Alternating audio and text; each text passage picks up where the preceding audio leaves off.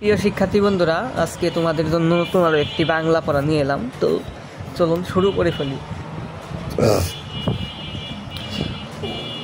উষ্ম বর্ণ, যেসব বর্ণ উচ্চারণের সময় মুখের ভিতর স্বাদ যতক্ষণ থাকে ততক্ষণ পর্যন্ত উচ্চারণ করা যায়, এজন্য এগুলোকে উষ্ম বর্ণ বলে।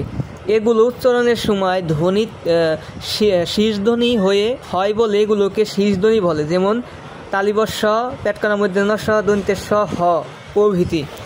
5. অন্তঃস্থ বর্ণ, যেসব বর্ণ স্পর্শ বর্ণ বা উষ্ম বর্ণের মধ্যবর্তী স্থান থেকে অবস্থান করে সেগুলো অন্তঃস্থ বর্ণ বলে, যথা অন্তঃস্থ জ, বয়সীন র, ল, ব প্রভৃতি। 6. আনুসারিক বা নাকিস্য বর্ণ, যেসব বর্ণ উচ্চারণ করতে নাকিসার সাহায্য লাগে সেগুলোকে অনুনাসিক বর্ণ বা নাকিস্য বর্ণ বলা হয়, যথা ওমো, ইও, মূর্ধন্য, দন্তেন্য। 7. ঘোষ বর্ণ,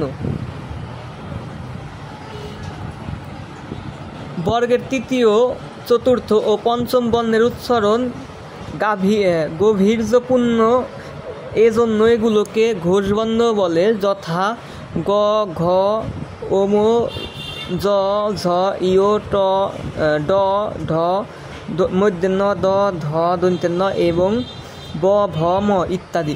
বাংলা ভাষায় সব স্বরধ্বনি ঘোষবর্ণের অন্তর্ভুক্ত। আর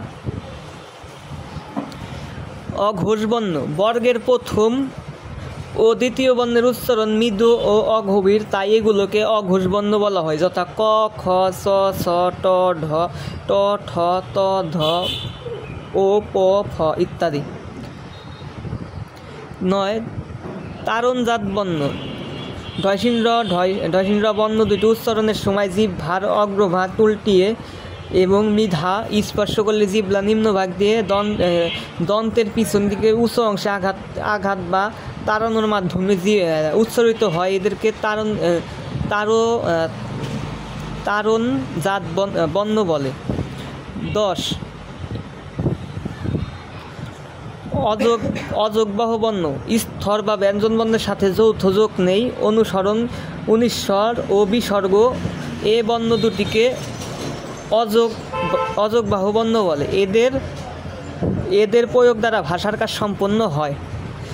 এই অনুশীলনীর কিছু প্রশ্ন আছে, সেগুলো বলি। অনুশীলনী: ভাষা কাকে বলে? আমাদের ভাষার নাম কি? বাংলা ভাষার রূপ কয়টি ও কী কী? ধ্বনি কাকে বলে? বাংলা ব্যাকরণ কাকে বলে? বর্ণ কাকে বলে? বর্ণ কত প্রকার ও কী কী? তো প্রিয় শিক্ষার্থী বন্ধুরা, আজকের মতন এই পর্যন্তই হয়। ভালো থাকবেন, সুস্থ থাকবেন।